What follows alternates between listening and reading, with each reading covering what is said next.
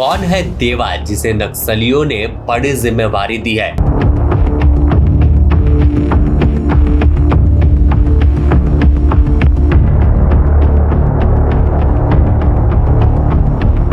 हिड़मा के ढेर होने के बाद अब सेंट्रल फोर्सेस की भी नजर पारस देवा पर है।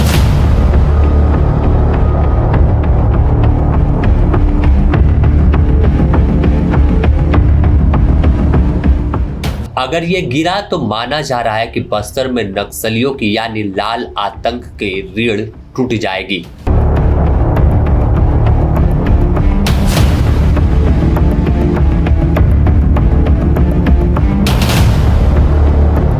हिड़मा के एनकाउंटर के बाद अब सुरक्षा बल के जवानों का अगला टारगेट पारस देवा है। माना जा रहा है कि हिड़मा के बाद अगर बस्तर में सबसे मजबूत नक्सली कोई है तो वह पारस देवा है। ऐसे में जानेंगे कि कौन है देवा और उसे गिरने से कैसे नक्सलियों की रीढ़ टूट जाएगी।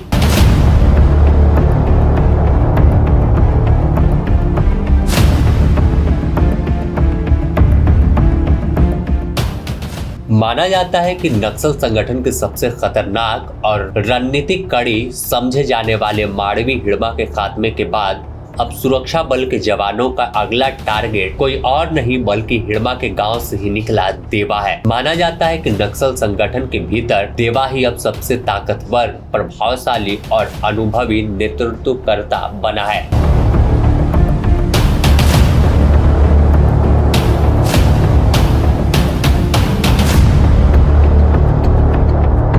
हिड़मा के मौत के कुछ दिन बाद ही देवा को बटालियन नंबर 1 की कमान सौंपे जाने की बात भी सामने आई है। यही कारण है कि अब पूरी नजर देवा पर है। तो ऐसे में पूरे देवा के अब तक के इतिहास की बात करेंगे और कैसे देवा इतना कुख्यात बन गया और हिड़मा से क्या रिश्ता था, क्यों नजदीकियां थी, इस पर बात करेंगे। सुरक्षा एजेंसियों के मुताबिक देवा पिछले एक दशक से सीपीआई माओवादी की बड़ी गतिविधि का निर्देशित करता है। दंतेवाड़ा, सुकमा और बीजापुर में कई बड़ी वारदातों में उसकी सीधी भूमिका रही। मैदान और जंगल दोनों परिस्थितियों में युद्धक रणनीति बनाने में उसका बड़ा दखल होता है। उसका नेटवर्क दक्षिण बस्तर के घने इलाकों तक फैला है। हिड़मा के मारे जाने के बाद नक्सलियों के अंदर नेतृत्व शून्य हो गया, इसलिए संगठन ने तुरंत देवा को संचालन क्षमता सौंप दी, यानी पूरी कमान उसे दी, जिससे उसकी अहमियत और बढ़ गई, कद उसका और बड़ा हो गया। अब माना जा रहा है कि हिड़मा तो खत्म हुआ, जो लंबे समय से कई दशकों से चुनौती बना हुआ था कि कैसे मारा जाएगा। हिड़मा बेहद खतरनाक नक्सली था, हर कोई जानता है, लेकिन अब सबसे बड़ा खतरा कोई है तो वह देवा है। तमाम एजेंसियों का साफ मानना है कि अभी नक्सल संगठन को बस्तर में कोई मजबूती दे रहा है, कोई रणनीति बना रहा है तो वह एकमात्र शख्सियत है, वह कोई और नहीं बल्कि देवा है। और अधिकारी भी मानते हैं कि हिड़मा गिरा है, अब देवा गिरा तो नक्सली की कमर इस जोन में टूट जाएगी और कोई बंदूक उठाने को तैयार नहीं होगा। ऑपरेशन अब देवा पर पूरी तरह से कहें तो स्विच सा हो गया है। बस्तर के जंगल में ही इसका ठिकाना है और सुरक्षा बल के जवानों का टारगेट अब सेट हो चुका है। विशेष बल, इंटेलिजेंस यूनिट और जंगल वारफेयर की टीम देवा के मूवमेंट पर लगातार नजर बनाए हुए है। कई हाई लेवल ऑपरेशन में देवा की लोकेशन ट्रेस हुई, लेकिन वह घने जंगल बेल्ट और यह काफी बियाबान जंगल है, बीहड़ है, यही वजह है कि अब तक बसता जा रहा है।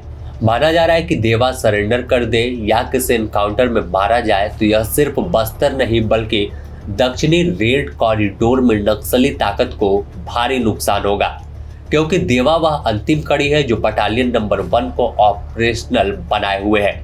क्योंकि हिड़मा के मारे जाने के बाद चर्चा थी कि आखिर बटालियन नंबर 1 कौन चलाएगा, क्योंकि किसी भी विंग को चलाने के लिए एक नेतृत्वकर्ता की जरूरत पड़ती है और हिड़मा लंबे समय से इस पीएलजीए बटालियन नंबर 1 को चला रहा था। तो ऐसे में नक्सलियों ने तमाम जो उनके शीर्ष नेतृत्व है जो बचे हुए हैं, उन्होंने मंथन किया तो देखा कि हिड़मा का सबसे करीबी कौन है तो देवा है और देवा कई वारदातों को अंजाम दे चुका है। ऐसे में हिड़मा के बाद देवा को तमाम जो कमान है वो सौंपी गई और हिड़मा के बाद देवा का अगर अंत होता है तो बस्तर के इतिहास में एक बड़ा मोड़ साबित हो जाएगा। अब सवाल है कि आखिर देवा कहाँ का रहने वाला है। तो बता दें कि पुवर्ती गांव, जिस गांव का हिड़मा था, उसी गांव का देवा भी है। और देवा लंबे समय से नक्सल संगठन में शामिल है, 1 करोड़ का इनामी है और इसके ऊपर कई वारदातों को अंजाम देने का आरोप है। माना जाता है कि अगर जब माड़वी हिड़मा था तो उसका सबसे भरोसेमंद अगर कोई साथी था तो वह देवा था।